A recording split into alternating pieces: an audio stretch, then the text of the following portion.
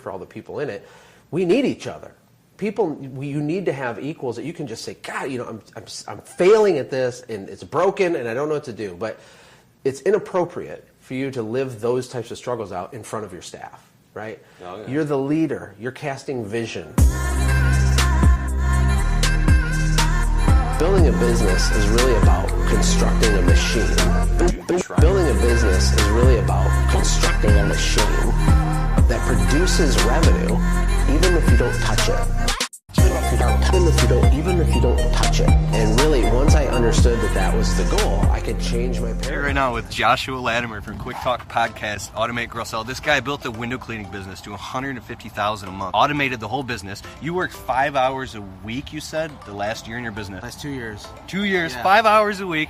And then he sold his business and moved his family to Costa Rica. Costa Rica, pura vida. So, come on, Joshua Latimer. We don't talk at all about how to adjust the PSI of the thing and squeegee the perfect thing. It's not about that. It's about how to build the back end of your business, the stuff that is neglected. How do you build a real system where you can put $1 in the top and $2 come out the bottom? That is... All right, later. Nice knowing you. Peace. Bye. Now, it's no secret that having your own business can be very discouraging. It can be very tough. I did an amazing interview with a fellow by the name of Joshua Latimer. It's inside of my Window Cleaning Blueprint online course. I've taken it out of the course. There's like 30 hours of information. There's tons of stuff in there. But I've taken this one interview out of the course, and I want to put it on YouTube for everybody to see. It's just so powerful, and I believe that it can change lives. If you're discouraged in your small business and it's just rough, you got to see this interview. Enjoy the video. Let everybody know how you got to where you're at in your story from the very beginning, the struggle to the triumph. Well, there's lots of ground to cover there because there's lots of struggle and a little bit of triumph at the end. But there's lots of pain and suffering along the way for sure. So I like talking about that part of the story too because the internet's a really weird place, and so people hear my story or they'll hear about what I was able to accomplish. And when you're down in the gutter or you're just starting and you're struggling and it's not working, hearing stories like that, sometimes it can motivate you, but sometimes it just depresses you because you think, I can never do it. That's impossible. It's not real. And I thought the same things, and I had very humble beginnings. In fact, one of my favorite quotes of all time is from my mom. She always said, Josh, don't despise small beginnings because, everything big has to start small, right? And for me, I was a pizza delivery guy who went to community college for like 10 minutes. I stopped by. That's what I always say. I've always loved education, but never loved that, the college thing. It wasn't for me. It just wasn't. So I got married at 20. I delivered pizza. We lived in a trailer. We had nothing, right? Yeah. Living on love. I was the football player. I married my cheerleader girlfriend. We're still married. We have 4 kids now, but, we've been going through this whole story together, as a family. But I remember my wife being at the grocery store, with lines of people behind her and trying to buy her groceries, and her debit cards declined, because there's no money. And she's humiliated, and she has to leave all of her stuff there as everyone stares at her, and it's awkward. And that happened multiple times. I mean, I remember people leaving some cash in our mailbox because, they just knew that we were broke, even though we didn't ask, just by the grace of God, that happened. But it's a very humbling thing. So I've had the whole spectrum. Hey, real quick, that happened to me too. My wife called me at the grocery store, and our card got declined when I was getting my business off the ground. Mm-hmm. She was so humiliated standing with a cart full of groceries. And to me, I was like, dude, that's the last time, because now I'm affecting, the person that I love. Mm-hmm. And that's whatever it takes to get that drive, Well, when that happens to your wife, it's the most humiliating thing as a man because we're supposed to leave the cave, club something, and drag it home. That's what we do. And apparently what I clubbed and dragged home was completely insufficient. So when that happens, my wife's humiliated, I'm embarrassed, I feel stupid. But really, you feel like a failure, And you're not a failure, but you feel the weight comes on you. But going from that place to where I am now, there's tons of stuff that happened to us in between. But I can say this: I've been really blessed to have my eyes opened by certain pieces of information, certain mentors, certain online learning tools that I stumbled upon early in my business after spinning my wheels and not really getting it. That really helped me pivot into building a business rather than just being self-employed. And there's a huge difference between those two things. Most small business owners are not really business owners in the way they should view the phrase business owner. They're really self-employed, meaning if you fall off a ladder, you don't get to buy groceries. If you get hurt or sick, you don't have money now, right? So building a business is really about constructing a machine, even if it's small, that produces revenue, even if you don't touch it. And really, once I understood that was the goal, I could change my paradigm. I could take off my I'm a window cleaner trying to make $500 a week mentality, trying to replace my pizza delivery income. Like I told my wife, if we can just make $500 a week, I'm golden. Like this would be a dream life, because I love the work. I love being outside and talking to people. If I can just get 4 customers, $125 each, I was just like, I gotta figure this out. But I was thinking so small, and I didn't even realize I was thinking small. And that wasn't wrong, but my point is that fast forward a couple years into my education of hard knocks and pain and suffering, I start to understand that I need to construct a machine rather than just my own job. And that having that moment is, I call it your milestone moment, but that changes everything. It flips everything on its head. And so that from that day forward, which is approximately year 2.5 in my window cleaning business, I started trying to build a little machine that didn't require me to touch it every second. And it's a multi-year process. I had a lot of pain and mistakes I made along the way, but the end result is you have a real asset, an asset that is better for your family, it's better for you, it's better for your lifestyle, it creates more freedom, it's better for your employees, creates more opportunity for everybody around you. Yeah, I want to go back real quick when you said the frustration on a window cleaning job. For those of you that own window cleaning businesses or you're just getting started, once you get a couple guys working for you, that's when it gets fun, because you have a system down, you know how you want everything to be, and as the business owner, at least I know I'm very meticulous, right? So a guy will walk into the house without the shoe covers on his feet. Then they won't put all the screens back, and you'll double check, and you feel like basically they don't do things the way that you would want them to do it, and they'll lie to your face because they don't feel like doing it, and they don't understand on the level that you understand that it's not about how we feel, it's about the client. It's about making this customer happy and getting referrals. So you feel like you're living in a nightmare, being ripped apart, because you have to go and personally double and triple and quadruple check everything down to the most immaculate detail, or for sure it won't get done right. And every time you think it's like, thinking you left a burner on at home and you've got an OCD about it, and you turn around and go home and make sure the stove is off. Well, it seems like in your own business, that burner will always be left on if you don't go back 20 times and even in your sleep to make sure that burner's left off. And now you're going to get into, I know you're just getting to the solution to that. Yeah, well, you're absolutely right. I mean, here's something that is a takeaway for everybody. Every single person that you bring in to work in your company is going to do exactly what you do, but a little bit less, right? And then that next layer, if your business scales and then you bring on someone else that maybe this guy trained this guy's going to do exactly what this guy does, but a little bit less. And so what happens is the wheels just start falling off your business with quality as you start to grow. And so most small artisan companies, I call them artisans, people that are technician, they're OCD, they want to do a great job, they need the glass to be perfect in the thing, if they pressure clean the house, the pH of the chemical, they're passionate, and I respect that. But here's what people miss, okay, is that our job, if we're going to try to build a business and not be self-employed, our job is to be the coach of our team, not the quarterback. And the first instinct when something goes wrong on a job site, like the employee falls short or they miss something, or that, is to get frustrated and to jump in there and to try to fix it ourselves. And resisting that urge is super, super hard in the beginning. But imagine a football coach that every time there's a fumble, he got pissed and he runs out there, he just get out of the way, puts the helmet on, and he's like, I'm going to be the running back now, right? Like that doesn't make sense, right? You can't have a team. Like, of course there's going to be mistakes. Of course they're going to forget the screen. Of course they're going to forget to put the shoes on, right? The question is what can we do as leaders, not managers, but leaders, and we can talk about that later, to build a system or a process, to create a company culture, a company core value that we can rally people around. It's not cheesy, it's authentic, right? It's real. And how can you, as the leader of that group of people, slowly, little by little, focus on progress, not perfection, and get it to where those booties not being worn or that screen being left out, it's going to still happen. But how do we make it happen from this many times down to this many times, and then to this many times, and that's really our job when we start to build the machine. Is not to focus on, and I have a blog post called this, the technical perfection deception, and what it is technical perfection deception. Right. Okay, like, gotcha. we take pride in our work. We launch a company, we're doing lawns, we're doing whatever. And my course isn't just for window cleaners. We have carpet cleaners, we have HVAC guys in there. But whatever it is, whatever your trade is, we take pride as men in the stuff we do. We want to be freaking awesome at it. And that's great. But if you want to build a business, you're going to have to step out of that role and start coaching a new guy who's not you, who doesn't have the passion and vision that you do.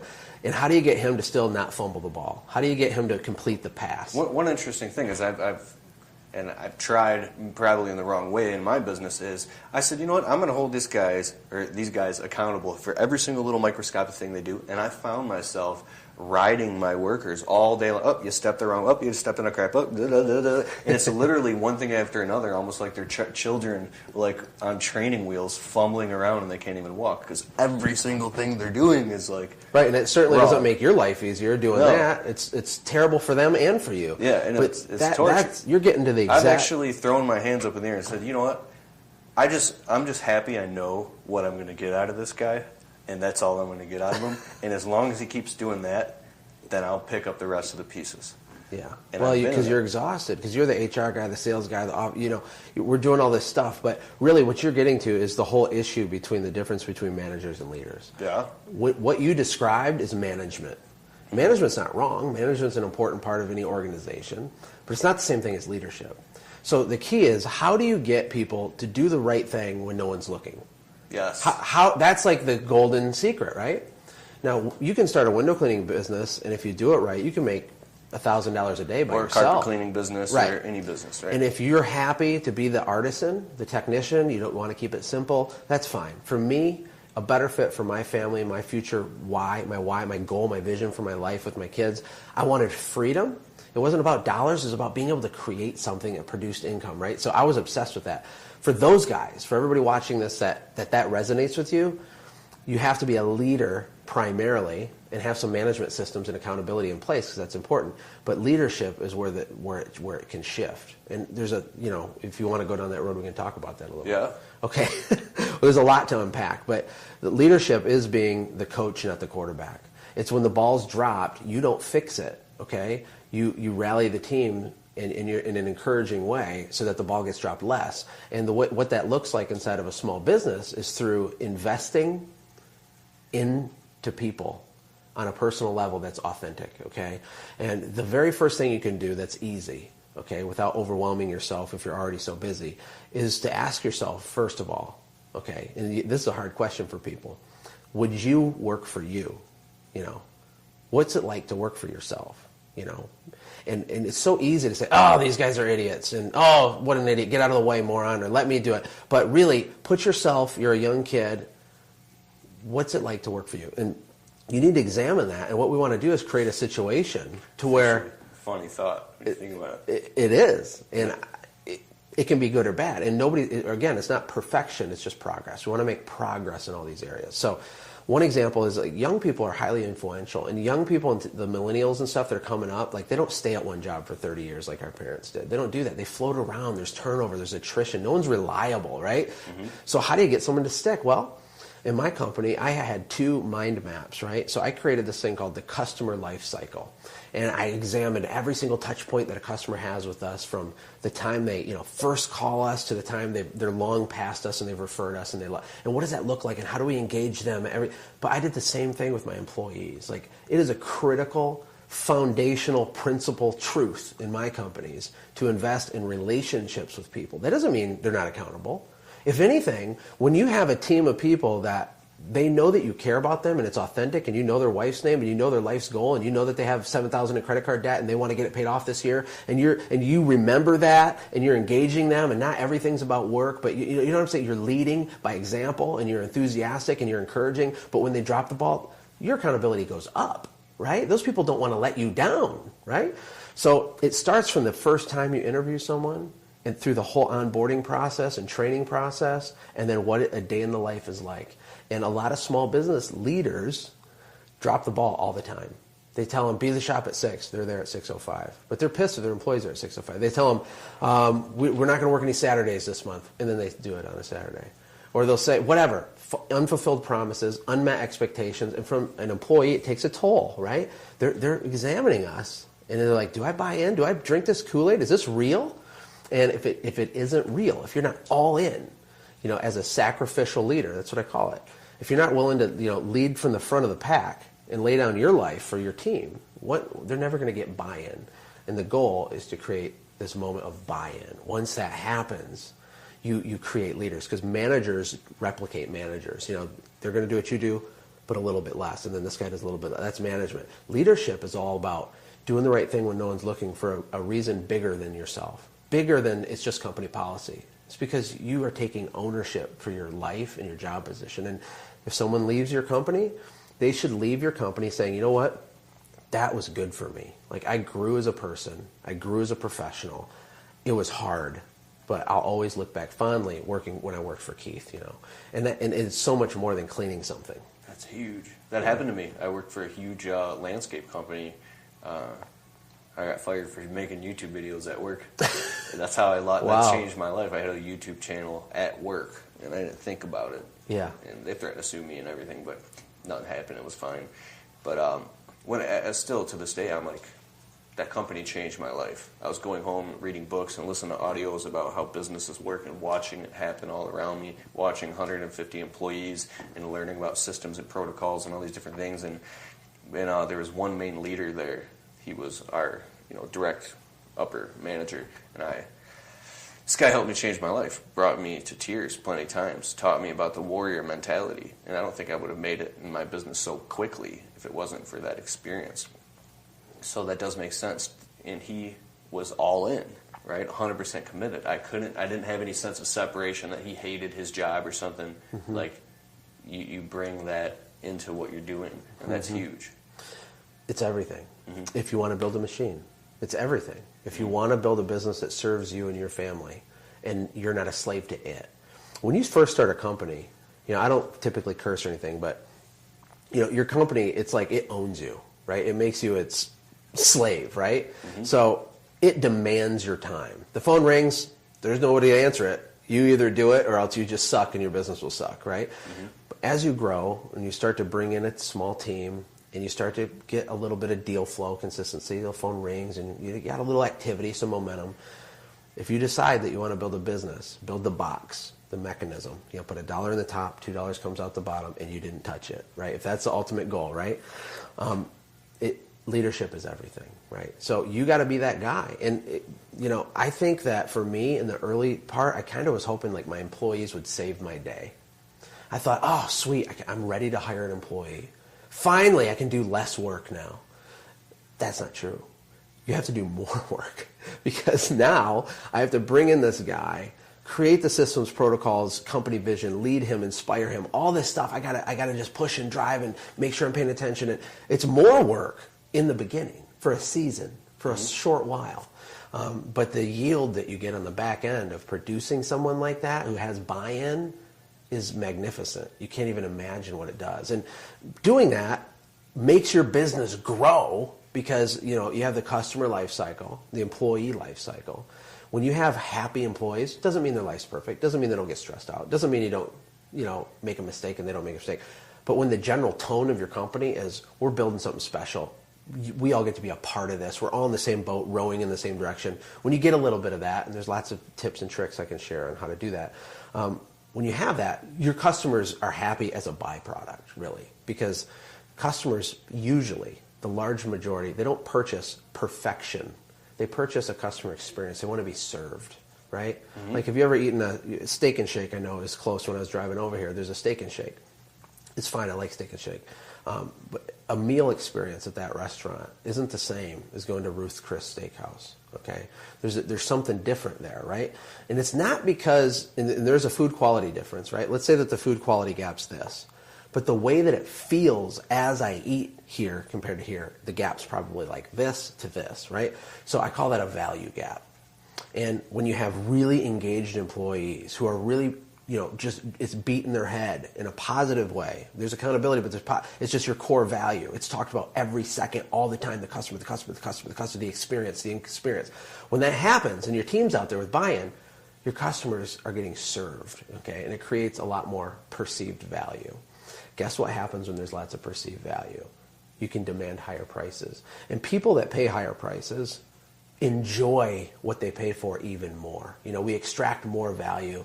My friend Kevin Dabrowski from Canada, he's a high-end business consultant. The guy's a genius. He has a book called The Whale Vomit Method. Awesome book. I think it's out of print. But he talks about this stuff. And your job is to create this customer experience that has a lot of value for the customer. So even though they get a quote for $300 and yours is $500, the way that it felt when they called your company and the way that you gave the estimate and just the high level, just the weird little things you do that are like, this is weird, this company's weird, they answered in one ring. They did the estimate the same day. The sheet they used is better than the other guy who wrote his price on the back of a business card. Oh, then they followed up, and then they weren't pushy. And then when they came into the job, the guy was like genuinely happy to be here. And then they put my knickknacks back in the same order that they took them off my window, right? You can't build a system to say, okay, attention everybody, here's the rule. You got to put the knickknacks back in the way, right? Instead, you create a culture around the idea that we are here to serve and wow and blow our customers' minds with the way that they feel doing business with us. You build that whole process, you get the employee buy-in, and guess what happens to your company? Rocket ship. Rocket ship. Is that good stuff? Yeah, because the difference between, I'm stuck in this dead-end job and I hate it, it's just enough to make the bills, versus I love my job and we get to go in these huge houses and take care of these customers and clean all these awesome windows. Like, come home and brag about your job because you got to clean some crazy chandelier over a grand piano and look over this koi fish pond. Yeah. And it's just perspective, right? You could have two employees, one's got a bad attitude, and cancerous negative employees are immediately eliminated from my companies. You can have, a little skepticism with the buy-in, but if you're a negative person, if you're that guy that sends your food back every time because it's never done right, you can't work with me. That's incompatible worldview, okay? Negativity is cancer, and it needs to be removed from your business. The problem is with a lot of businesses is that the leader, the guy running the show, he is the cancer. My first 2 years in business, I was going through hell, and I leaked it out at work. Not often, but a couple times I would come to work and I would just freak out. I would complain or bitch to my own workers about what I was going through. What did they do? They'd start complaining about their life. And then it opened up this Pandora's box where I'm like, now the entire morale of the business went down, the work went down, everybody's pissed off, and it's my fault. Yeah. So I've done the same thing. Again, where I am right now isn't what I've been the whole time, right? I have a master's degree in pain, a bachelor's degree in suffering, or whichever. So I've done everything wrong, right? And I've done a few things right. And I was fortunate to have really good key team members, really come alongside me to build the company. But you're right. As a leader, it's our responsibility by itself.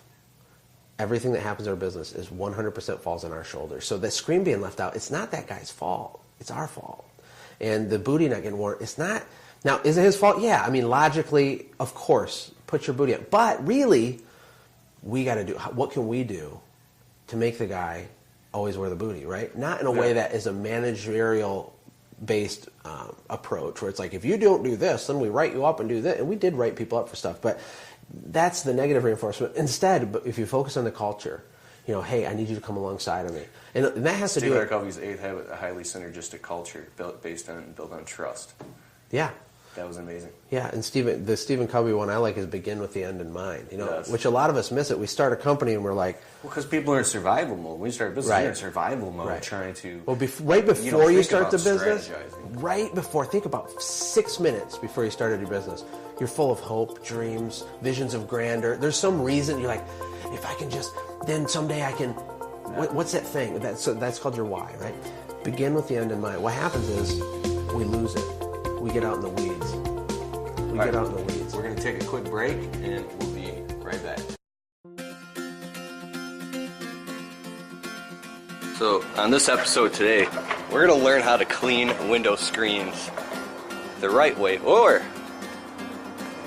got a new guy working for us today, And this guy claims, he on the application, he says, I've been cleaning windows for years and I'm the best. And I'm like, okay, well, let's put your money where your mouth is. And so he's brand new today, just started. And he says he's the best at cleaning screens and he's going to teach us.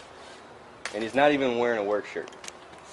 Well, the work shirt I think is on order, back order, maybe because I needed an extra large because I've eaten too much fast food. But no, I don't know if I'm the best at cleaning screens, but for years the way that we did it, I don't get it overly soapy.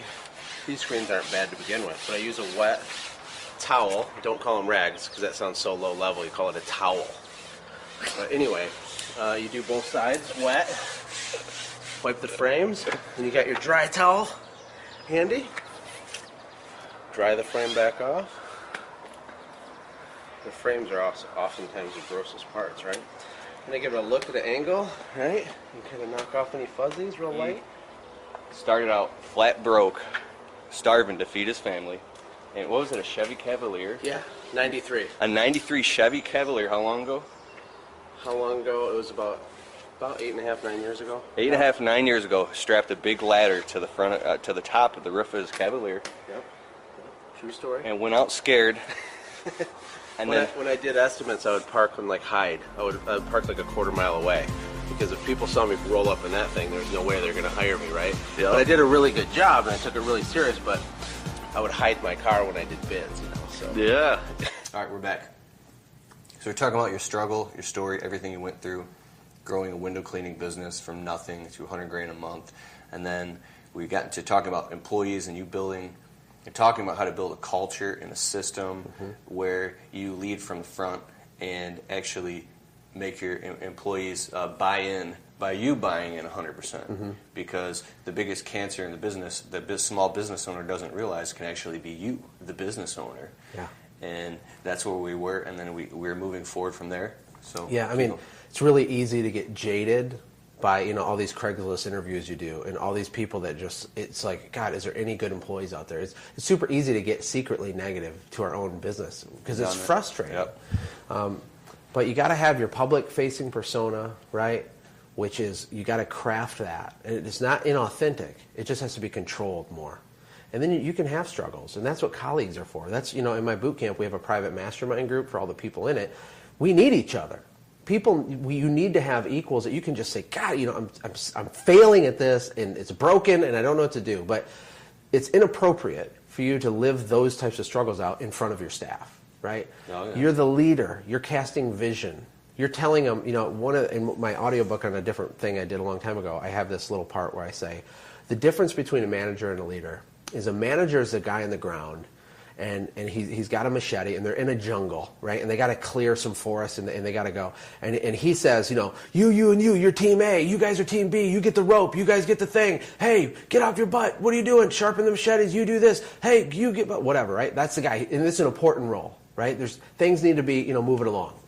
But the leader isn't that guy. The leader's a guy that, he throws his equipment on the ground and he climbs the tallest tree right in the middle of the jungle, right? And the sun's shining and it's super dangerous up there and the tree's bending and he's looking like this and he screams down to the ground. He says, "That's where we're going," right? Yeah. That's where we're going, right? And the manager receives the vision, right? And we're going there, and that's what we got to do. It's like, what are we doing here, right? And not just for our own personal goals. I wanted to sell a company. That doesn't fire up my crew leaders. Hey guys, I really need you to come through for me here so I can move to Costa Rica and sell my company, right? Like that's not their passion. So what I call this in my course is you have to give your staff a seat at the table. You have to let them participate and shape the vision and what it means to them, right? So things like this. I used to say, the second guy I ever hired, been with me the whole time. He runs $1 million business now. And I used to sit at my Little Tykes plastic table in my garage and handwrite out his jobs for the day, right? We had no systems. He'd come in, I'm like, go to this house and do this, and then go to this, totally disorganized, pure chaos. But the whole time I said, Robert, we're going to build a monster. We're going to build a freaking monster, and we're going to have 8 trucks, we're going to have 10 trucks, and we're going to do this, and we're going to have $30,000 a week. So and someday you're going to have a company car, and you're going to get paid a salary, and you're going to wear a clean shirt. You're not going to smell like bleach all day from washing houses, right? And he didn't believe it really at the same level I did. I could see it, I could smell it, I could taste it. I lived in that vision, right? My job is to get it out of my head and into him, right? but not just get it into him, to share the vision in a way that gives him a seat at the table. Like, hey, what would it do for you, Robert, if instead of making $10 an hour, you made $22 an hour, had a company paid cell phone, a company truck? What would that be like for your family? What if you could get out of that credit card debt? Because I know about it because I'm invested in his life. What if you could, whatever, fill in the blank? What if you could get enough savings over the next 2 seasons, Tim, to where you could go back to school and you could do whatever, right? I always told my guys, I'm not trying to hold you hostage. I don't own you. I don't demand your lifetime loyalty. But when you're here, we got to row in the same direction. We're going in the same direction. And we have one unified vision. How can we make what we're trying to do here fit into your story and your life? What's your deal? People love it when you do that, just like the guy that you worked for. I mean, he invested in you, right? Did he get paid a commission for every time he got somebody to be emotional? Did he get paid extra money because he connected? No, he just was leading you. And it inspires you. And when you're out mowing and you're pushing through and you're having a hard day, what's going to happen when you have Bob and Joe? And Bob has a manager who he knows is going to write him up again if he doesn't have the truck back at 5:01, and because his hours are overtime, he can't go over 4, whatever, and his phone's already blowing up, and his manager doesn't understand that this idiot customer screwed him and it's not his fault, right? And he's got to explain himself. That guy, what's his deal? And then you got Joe, who's inspired. He's driving around thinking that credit card debt paid off, and he's thinking about, this sucks, but this might be hard right now, but this isn't the end of the story. I have a seat at the table. I'm participating in the growth of this thing. And then you have weekly team meetings. And you recap your wins. And you celebrate your wins, right? You got to celebrate. Our busiest season is May and June in Michigan for us. July too. But it crescendos in June. June, yeah. And it comes a little down in July. But, I noticed that morale would be just wrecked by the time we get through the summer because you're just destroyed. You work a ton. It's ridiculous. It's hot. You're tired. So one thing I did, and this is a small thing, is I would schedule a Friday, Saturday full. And we did this in March. So months ahead of time, we get my office manager, and we'd schedule 2 full days of fake work for everybody in the whole company. And what would happen is, as we get to that day, everybody's looking at their calendar, their schedule, and they're like, oh my God, they're exhausted. They're working 6-7 days anyway. And they're looking and they're like, oh my God, another weekend. And they know because it's June. But the start time is the same for everybody. The whole company pulls into the shop, right? And I get up on a big chair. I'm like, I have an announcement to make. I've tricked you. There's no work today at all. In fact, there's no work today and there's no work tomorrow, and you get a 3-day weekend. And you get a full day's pay for today and a full day's pay for tomorrow. And I got a brisket on the grill out back and some drinks, and we're going to do some contests and giveaways. You're going to be out of here by noon, and you enjoy some time with your family, right? That's not a big thing to pull off, right? It's not like hard to do that. It's not Mount Everest. Every single person watching this video could do something like that, whether they have one employee or not. When I had one employee, we had our annual Birds Beware Christmas party with my one employee. And I had it every single year I owned the company, right? And when it got bigger and bigger and we're renting out, hotel rooms for everybody and doing all this stuff, but it started with me and Travis. And I was ridiculous with it. I said, Travis, the winner of this year's Golden Squeegee Award for 20 whatever year it was is you, because you're the only guy. But things like that matter, and investing in your team is how you take care of your customers. And taking care of your customers is how you get money to come out of that box you're building. It's awesome. Yeah, it's good. And we just had an array of stuff like that. So we can go whatever direction you want. We could talk about, selling your business or why that's important, or we could talk more about culture. I mean, you can kind of lead the way, whatever you think. That was really good. That's all, and that's just a teaser. Okay, one final thing to cap off. When you are running your window cleaning business, you got it going. You're growing it. You're working your ass off. You're getting accounts. You've moved from storefronts and strips and plazas to getting into customers' homes and things like that. What about the dry times when there's no work and your belief goes down and you're pulling her out and you just cannot land a window cleaning job and it's totally dry, like the dip for the new guys? Yeah. How do you keep it together at those times in the middle of those struggles when your hope wanes? I have a really good answer for that. Dave Ramsey is this guy I listen to. I don't know if you're a fan of him, but he says, he's always shocked every year around Christmas time. All of America is like, oh my God, it's Christmas. I have no money, but I have to buy Christmas presents, right? And they get their credit card out and they run up debt. And it's like they're surprised that Christmas is on December 25th again, right? Yeah. We know that it's there, but we don't even think about it until we're right at the last minute, right? Yeah. And the same thing is true for our business. Like, not all cleaning companies have the same issue as we do in Michigan, but a lot of the northern states, there's ebbs and flows to your season, for sure. That's not like some dark, dire, gloomy thing necessarily.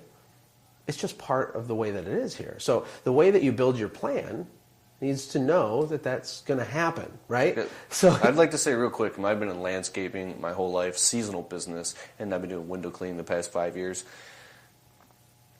Every winter, in an employee mindset, then it was just hell. Extreme high, extreme low. Takes till August to pay off the debt I incurred and racked up behind on bills from the winter to pay it off in the summer, then broke. And then finally it got to a point where I was like, you know what? If I don't work my guts out, I call it the 7 days a week when it's grind time, which is June, July, and sock away all that money and pay off everything and make sure I put away a percentage of all the money, and the stakes get higher the farther you go in business, then the whole goal is to balance these out so it's smooth like that instead of this turbulency. Yeah. And so I like what you said. You get to a point where you integrate and you say, that's just the way it is. This isn't a surprise. It's just the way it is. And when you're new in business, I get a lot of guys emailing me all the time, Facebook messages and YouTube comments, there's no work right now. I'm like, there's no work for anybody. It's dry season. What do you mean? And so it's like this big shock. The smallest thing when you're broke, such as a flat tire or getting a no turn on red ticket or something, is like the end of the world. It's chaos. Yeah. So, and my truck broke down or something, like a month ago. We were working, and I just got it towed. I just called, and I was laughing. I was like, oh my God, this is a joke. But there's part of me inside that when I was flat broke with nothing, that was thinking about how I used to go into complete panic attack and visualize my life falling apart. Because I like to dip into the emotional side of it. All of this makes sense, and I like how you are an emotional guy, and you got me totally fired up a few minutes ago. But also, I believe that or one of the main reasons why a worker or a business owner or anything, like things aren't met, deadlines aren't met, is because of the emotional turmoil. The arguments behind closed doors with a wife or a loved one, the people dying, the overdoses, all the real life stuff that gets in the way from growing a business. Like, that's all so real to me. And I think it's all happening at once. But it's like taking like the head of a spear. It's cutting through the white noise and creating a sense of certainty, a sense of building structures and boundaries where there was nothing but chaos before. It's like the water flows, but the riverbank holds it. And you have to become that riverbank. You have to become and create the structure that water flows through, despite all odds, because if you don't, you'll just be like in a boat with no oars, at the edge of Niagara Falls. It's just, I relate so much to the struggle. Yeah. Well, there's nothing wrong with struggle, but it's a decision if you want to stay there for the rest of your life or not. And it's a really hard one to get out of. I've been there. I've been in dark places. Absolutely. I have absolute empathy for that. But if you want to build a business, okay, there has to be a different paradigm shift. There has to be a paradigm shift. And here's what it is, okay? You have to think like an executive. Now, let me ask you a question.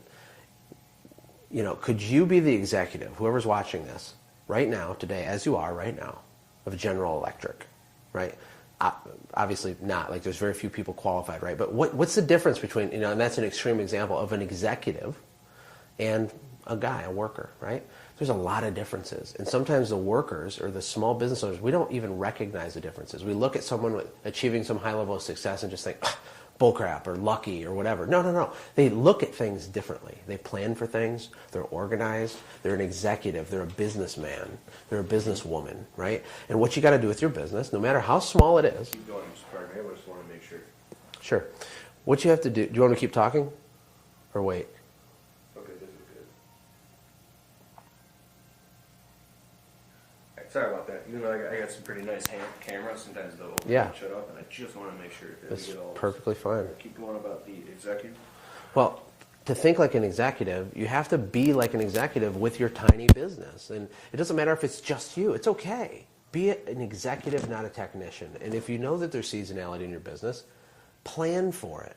You have to have self-discipline and self-control. You can't grow as a person and still have the behavior of the person at this level. You actually have to change. And there's pain involved, right? If you're addicted to being depressed, if you're addicted to having chaos in your life, right? Because that's your normal, and whenever you start to succeed, you sabotage yourself because really your self-value is low.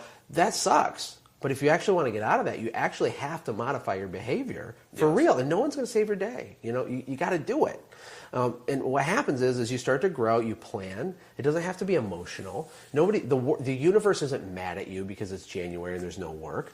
But you know what? You just make business decisions ahead of time. You can't control everything. You didn't know you're going to get a flat tire, but you play the averages and you build your plan based on the normal of what you do know. And then you iterate, optimize, and adjust when things do happen.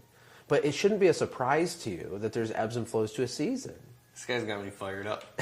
You're communicating the truth. It's the truth. And it might mean that you need to change your sphere of friends. It might mean that you need to get away from... That's the biggest thing right there. Getting negative people or negative friends out of your life. Yeah. Like it's like pulling off a bandage or... It goes back to decision. Doesn't mean it's not painful, but it's still 100% absolutely in your own ability to control. And it doesn't mean it doesn't hurt people and that you're scared and you have uncertainty. Of course you do.